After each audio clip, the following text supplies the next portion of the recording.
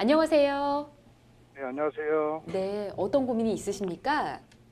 다름이 아니라 제가 예. 며칠 전에 네. 제가 대출을 받기 위해서 네. 상담 전화를 문자를 받고 그 문자를 통해서 상담 전화를 했는데 예. 나중에 뒤늦게 알게 됐지만 그게 이제 보이스피싱. 나중에 보니까 그게 보이스피싱이었다고요? 네네. 예. 그래가지고 제가 이제 그 대출을 받을 목적으로 이제 상담을 했는데 예. 그 상세한 설명을 이제 카톡으로 이제 설명해 준다 해서 이제 카톡으로 친출을 하고 예.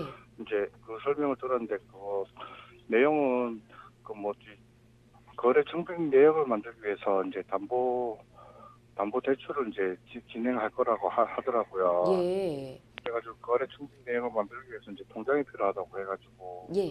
그 나중에는 그 통장을 이제 사진을 찍어 카톡으로 사진을 찍어서 보내줬는데 예. 그게 이제 나중에 제가 좀 뭐지 그 통장이 보이스피싱에 좀 이용이 됐나 보네요. 이용이 돼가지고 예. 이제 인출책이라는 그 혐의까지 이제 제가 이제 누명을 쓰게 됐어요. 그렇군요.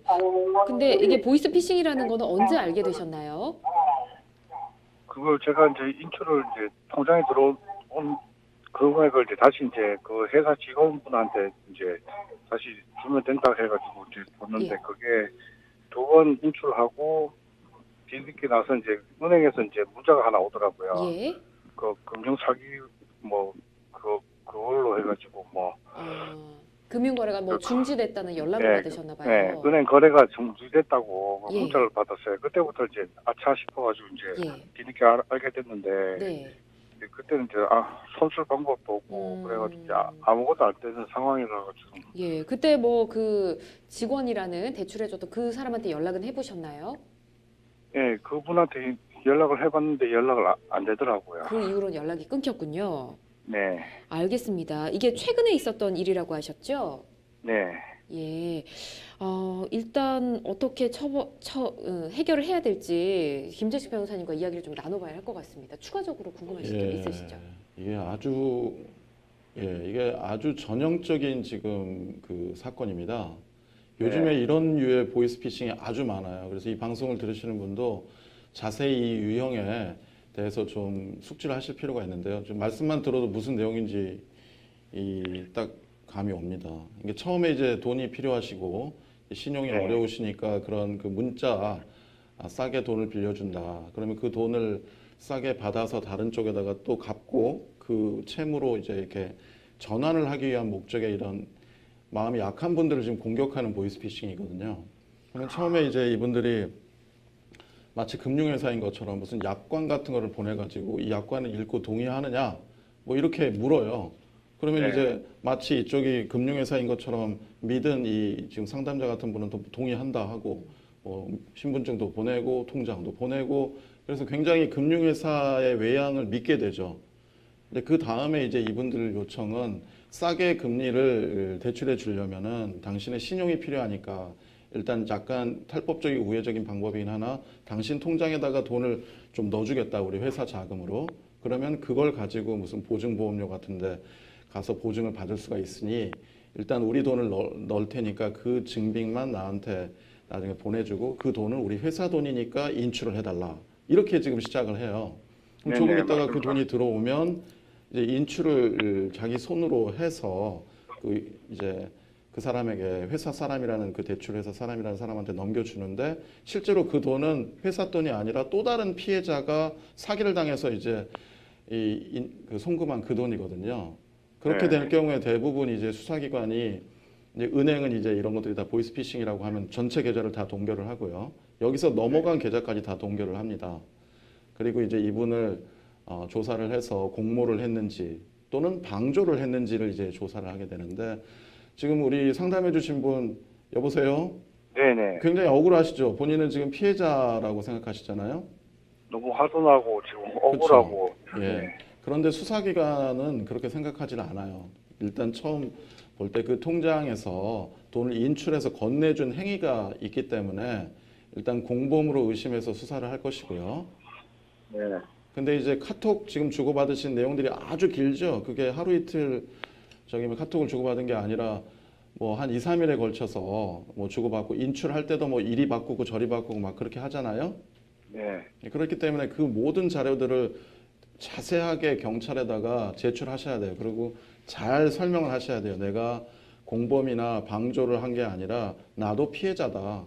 내가 싼 금리로 대출을 받아서 이걸 전환하기 위해서 나도 이게 속아 넘어간 사람이라는 거를 경찰이 납득할 수 있을 정도로 잘 설명하셔야 됩니다.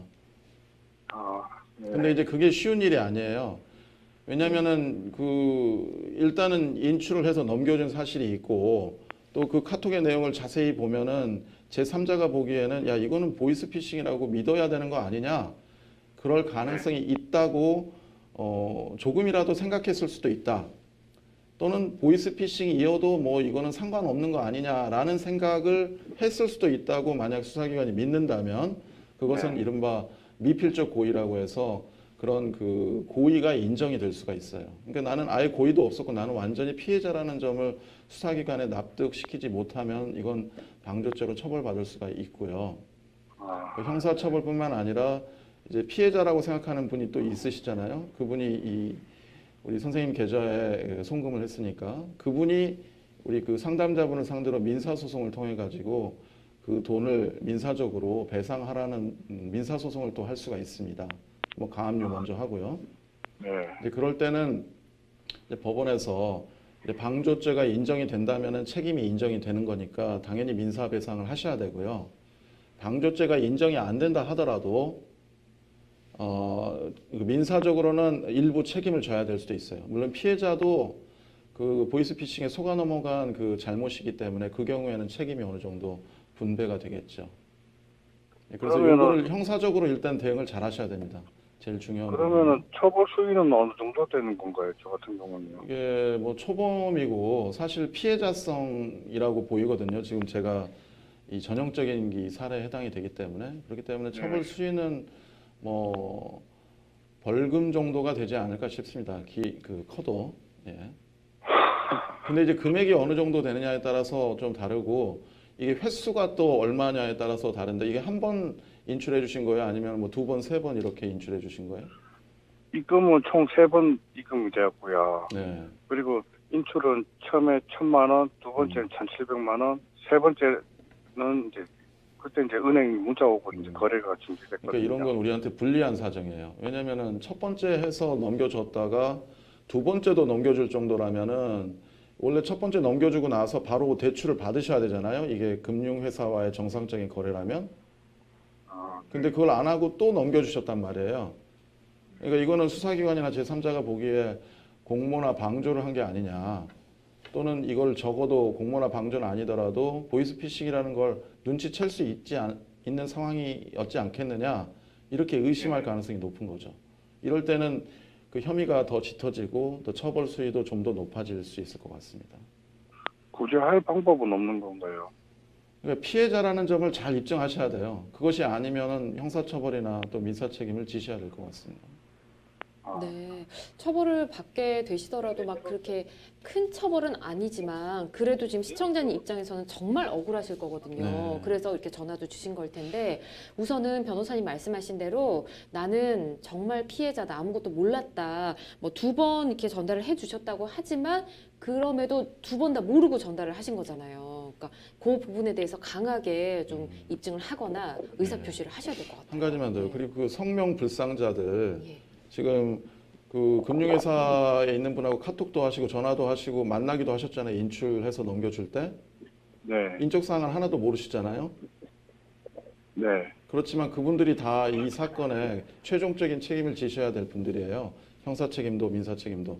그렇기 때문에 우리 선생님이 피해자가 맞다면 정상적인 그 태도는 뭐냐면 이 세 분을 성명 불상자라고 써서 고소하시는 거예요. 그래서 지금 고소장을 쓰셔서 경찰에 내셔야 됩니다. 진정으로 이 부분에 대해서 피해자라고 생각하신다면은 그래서 그분들하고 함께 사건을 모아서 판단해 달라 이렇게 요청하셔야 됩니다. 예. 네, 최대한 피해를 받으셨다는 걸 입증할 수 있는 방법들 몇 가지 말씀드렸으니까 정말 억울하시겠지만 일단 잘 해결했으면 좋겠습니다.